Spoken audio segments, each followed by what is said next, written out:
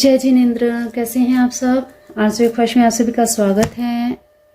काफ़ी दिन हो गए कोई वीडियो अपलोड नहीं हो पा रही, तो चलिए आज का वीडियो शुरू करने से पहले आपको बता दें कि ये जो आप देख रहे हैं, ये देखिए टैरो रीडिंग करती हूँ मैं। और टैरो रीडिंग एक ऐसा माध्यम है जिनकी डेट ऑफ बर्थ भी नहीं होती।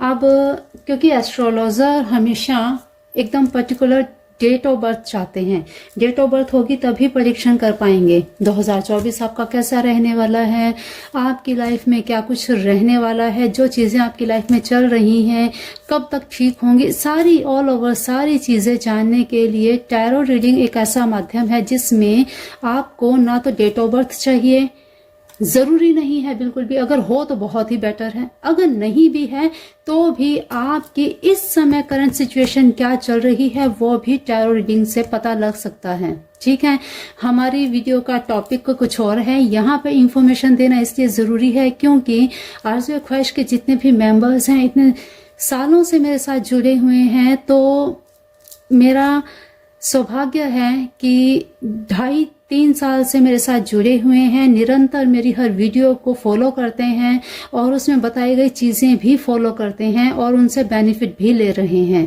तो बहुत खुशी होती है इन चीज़ों को देख करके, और इसीलिए ज़रूरी है कि एक नया कॉन्सेप्ट, क्योंकि जीवन में जैसे जैसे हम आगे बढ़ते जाते हैं कुछ ना कुछ नया सीखते जाते हैं, और मैंने जब भी कुछ भी सीखा है तो उसे आप सभी के साथ शेयर ज़रूर किया है।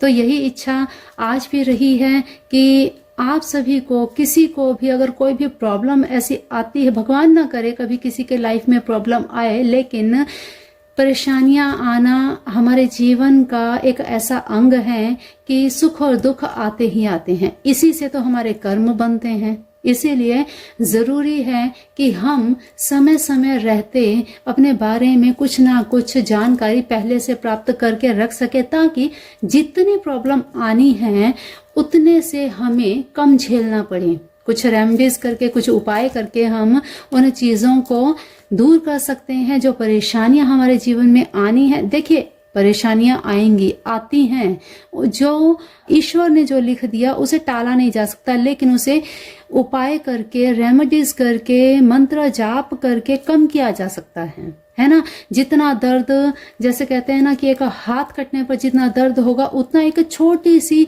सुई की चुभन का दर्द होके रह जाएगा। इतना फर्क पड़ता है उपाय करने से, रेमेडीज करने से। इसीलिए बताया जाता है जब भी कोई उपाय करें तो पूरे विश्वास के साथ करें, तभी वो काम करते हैं, है ना। बहुत सारे ऐसे कमेंट्स आते हैं कि इससे क्या हो जाएगा, इससे बहुत कुछ होता है। आप हमारे दूसरे चैनल को जाके विजिट कीजिए, देखिए वहां पे कितनी रेमेडीज, किस तरह की रेमेडीज बताई जाती हैं, इतनी इजी रेमेडीज बताई जाती हैं कि सिर्फ एनर्जी को पिक करके आप अपनी लाइफ को स्मूथ बना सकते हैं, है ना। तो चलिए ये बताना बहुत ज़रूरी था कि अगर आपको भी इंटरेस्ट हो टैरो रीडिंग में, एक बार करवा के तो देखिए।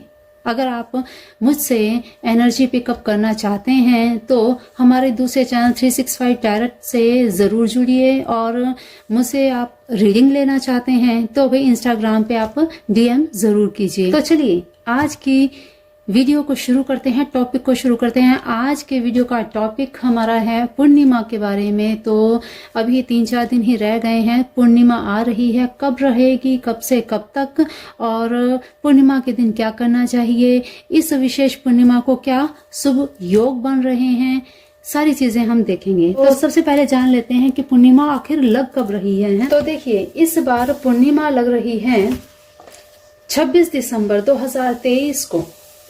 मार्गशीर्ष मास में आने वाली यह पूर्णिमा 2023 की अंतिम पूर्णिमा है, और पूर्णिमा लग रही है सोमवार को 26 दिसंबर को सुबह 5:46 पर, और पूर्णिमा तिथि रहेगी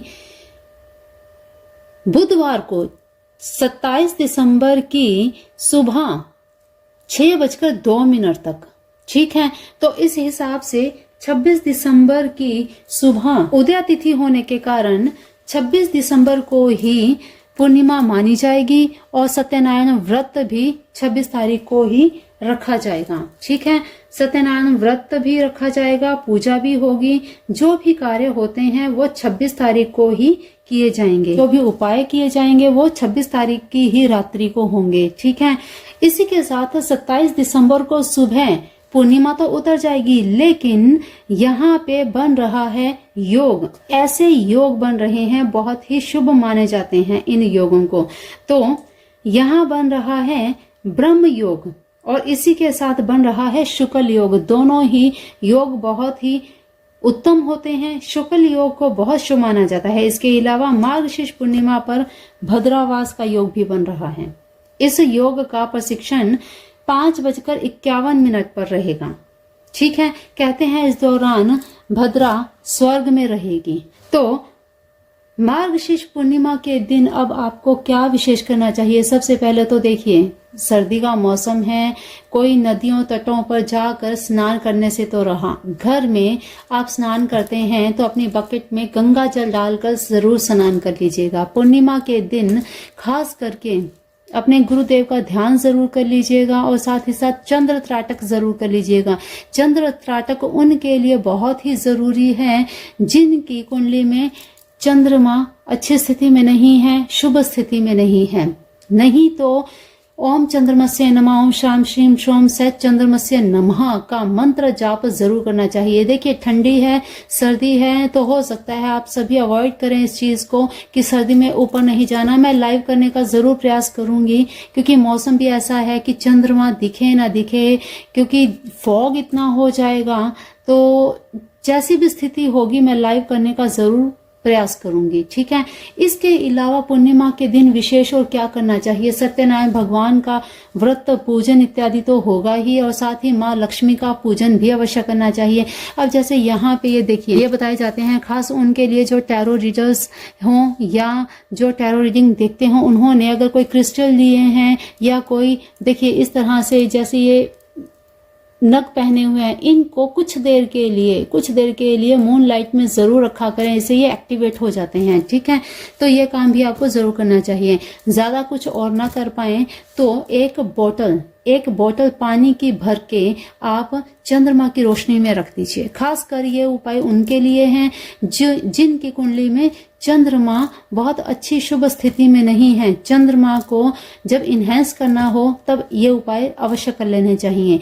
चंद्रमा की रोशनी में पानी रखें और उस जल का सेवन करना शुरू कर दीजिए और साथ ही साथ अपने मदर के, अपनी माता जी के चरणों को स्पर्श जरूर करें, उनकी सेवा जरूर करें। आपका चंद्र, आपका मून इनहेंस होगा और आपके जीवन में जो भी आप डिसीजन नहीं ले पा रहे, आपकी लाइफ में बहुत सारे ऐसे मोमेंट्स आते होंगे जब आप मेजर डिसीजन नहीं ले पाते, तो ये रेमेडी करने से, ये उपाय करने से आपके जो भी डिसीजंस होंगे वो आप बहुत ही अच्छे से ले पाएंगे। आपकी इंट्यूशन पावर बहुत इंक्रीज हो जाएगी, आपको चीजें होने से पहले ही पता लगने लग जाएगा।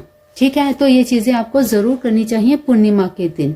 और खासकर माँ लक्ष्मी का आप सभी को याद ही होगा, माँ लक्ष्मी मुद्रा जो इस तरह से की जाती है, ये मुद्रा आपको पूर्णिमा के दिन जरूर करनी चाहिए। और पूर्णिमा के अगले दिन और पूर्णिमा के ही दिन माँ चित्रा देवी का जो मंत्र बताया गया, उस मंत्र को भी आप जरूर करें। अगर आप धन प्राप्ति आप चाहते हैं कि आपके जीवन में धन का आगमन हो, तो उस मंत्र को करना, उस मंत्र को सुनना बिल्कुल मत भूलिएगा। और हाँ, इसके बाद 2024 आ रहा है।